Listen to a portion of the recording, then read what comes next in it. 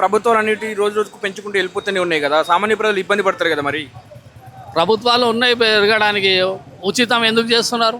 ఉచితాలు పెట్టి వేరే వాళ్ళకి పరేషాన్ చేస్తున్నారు. ఇప్పుడు బస్సులో ఉచిత ప్రయాణం అని పెట్టిండ్రు, మూడు మూడు తులాలు అందరి దగ్గర ఐఫోన్లు పెట్టుకొని తిరుగుతున్నారు. ఎందుకు? వాళ్ళకు ఉచిత ప్రయాణం అంటే ఏదో బీద వాళ్ళు, వాళ్ళకి లేదు పరిస్థితి అంటే వాళ్ళకి పెడితే ఏమని అనుకోవచ్చు. ఖాళీ 10 రూపాయలు తీసుకున్నా కూడా ఎన్నో డబ్బులు వస్తాయి. ఉచితంగా ఉచితంగా అని పెట్టి లాభం ఏం? ఉచితం పెట్టద్దు. మహిళలకు ఉచిత బస్సు పథకం పెట్టేసి అందరికి సేవ చేసిన, మహిళలకు ఫ్రీ ఇచ్చిన అని చెప్పేసి అంటుండు కదా. సేవ ఏం చేస్తారు? మొగోళ్ళది లూటీ చేసి ఆడవాళ్ళకి పెట్టడం అది మంచిదా? అది ఫ్రీ పెట్టకండి, ఫ్రీ పెట్టి బద్దకస్తులో చేస్తారు. ఇంట్లో పిల్ల చూసిండ్రా మొన్న అన్నం తినిపియనీకే ఏడిపోతుర్రు ఆంటీ అంటే, ఏ పిల్ల ఏడుస్తుంది బస్సులో అన్నం తినిపిద్దామని వచ్చినా అంటారు. ఫ్రీ బస్ పెట్టడం వల్ల సరదా కోసం తిరుగుతున్నారు అన్నట్టు. సరదాగా చాలా ఉండరు, అయినా కూడా వీళ్ళకి ఫ్రీ బస్ అవసరం లేదు. లేడీస్కి ఎవరికి బీద వాళ్ళ ఉన్నారు అంటే అప్పుడు పెడితే బాగుంటుంది.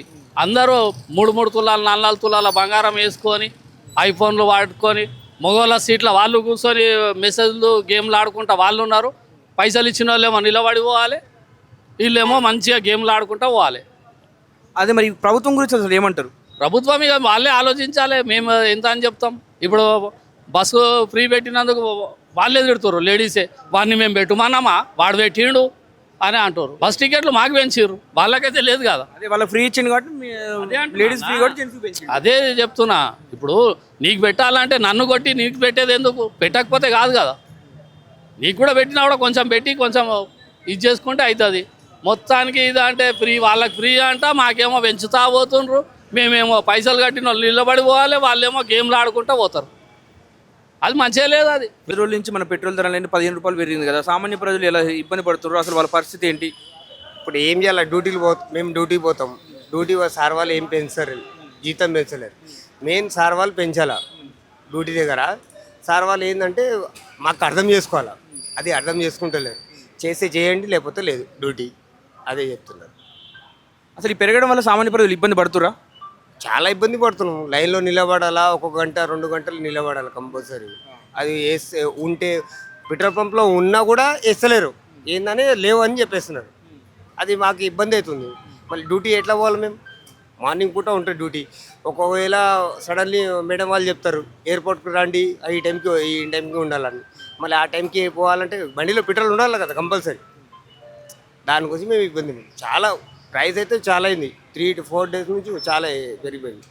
ఆ జీతాలు మాకు పెంచలేరు. ఇంకా పెరుగుతాయని కూడా అంటారు కదా. పెరుగుతా అన్నారు, అది ఏమో మాకు అయితే జీతం పెంచలేరు. అది మా జీతం అయితే పెంచలేరు కానీ పెట్రోల్ అయితే రోజు రోజు పెరుగుతూనే ఉన్నాయి. చేయండి, లేకపోతే లేదు డ్యూటీ. వేరే వాళ్ళకి పెట్టుకుంటారు, అదే చెప్తున్నారు. కానీ మాకు జీతాలు పెంచలేరు. మా బాధ అదే ఉంది. కానీ మేము చెప్పుకోలేము, సార్ మేడం వాళ్ళకి చెప్పుకోలేము. అది మా మాట.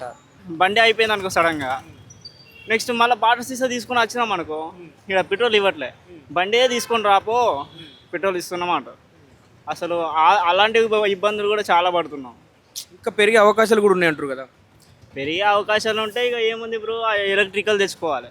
అదా గ్యారంటీ లేని మాల్ అది. అది ఎట్లుంటుంది అంటే ఇప్పుడు మనము ఇప్పుడు పాత ఇనుప సామాన్ ఎట్లనో దానికి అట్లా ఉంటుంది అన్నట్టు.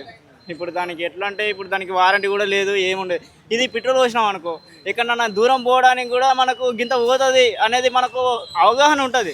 దానికి మనం ఛార్జింగ్ పెట్టినా కానీ మీకు సెట్ చేస్తే మళ్ళీ మధ్యలో ఆగిపోయినా కానీ దానికి మనం ఏం చేయలేని పరిస్థితి ఫస్ట్ ఆఫ్ ఆల్ చెప్పాలంటే. సో మనము ఇక ఇది అంటే అవైలబుల్ అవుతుంది బ్రో. కానీ వీళ్ళు ఇంకా పెట్రోల్ పెంచుతూ ఉంటే ఇక నెక్స్ట్ మనము ఇక ఇవి కూడా అవుట్ ఆఫ్ కవరేజ్ ఏరియా అయిపోతుంది బ్రో.